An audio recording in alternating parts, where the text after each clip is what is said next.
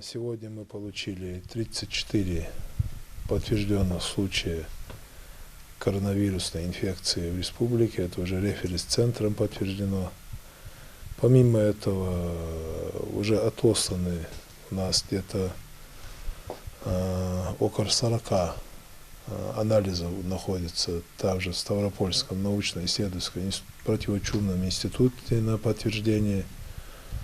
Плюс здесь уже подготовлены и готовятся к отправке еще 20 анализов. И каждый день мы получаем из всех сделанных анализов. Лаборатория работает в круглосуточном режиме. И сам коллектив управления в круглосуточном режиме работает. И каждый день получаем где-то в среднем где-то 20-25% от сделанных анализов первичный скрининг. Кое-что при повторном отсеивается, но большой процент выявляемости. Это говорит о том, что у нас количество инфицированных, заразившихся растет. Это не только у нас, это по всему миру такая проблема, по всей Российской Федерации.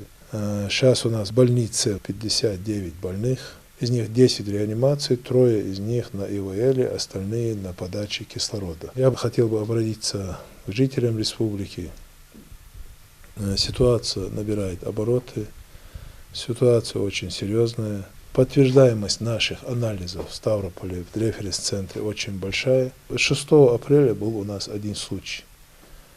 Сегодня, 13 апреля, у нас 34 подтвержденных. Столько анализов находится на подтверждении, и столько мы выявляем. Это говорит о том, что резко пошел скачок вверх по заболеваемости. У нас еще находится много на самоизоляции. Семьями, которые действительно подтверждены в референс-центре, и надо отдать им должное, они семьями изолировались дома, и не создавая никому проблем, они идут на улучшение, у них нет тяжелых больных.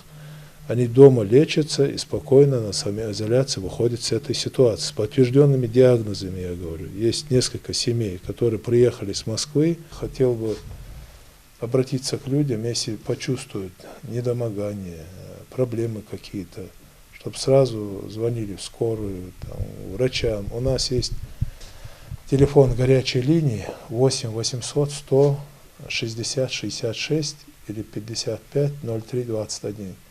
Этот телефон в круглосуточном режиме работает, 2 специалистов круглые сутки на телефоне. И самая еще у нас напряженная ситуация, что у нас начали болеть доктора. Они, естественно, заболели от пациентов, кого-то оперировали. Я бы попросил, чтобы мы пожалели своих докторов. Это действительно вот сейчас в этой больнице, которые трудятся, самое главное, что нам надо сделать, это всем вот хотя бы вот до конца этого месяца соблюдать режим самоизоляции. Мы должны сохранить своих детей, матерей, отцов, братьев, сестер, народ. Без этого мы с этой проблемой не справимся.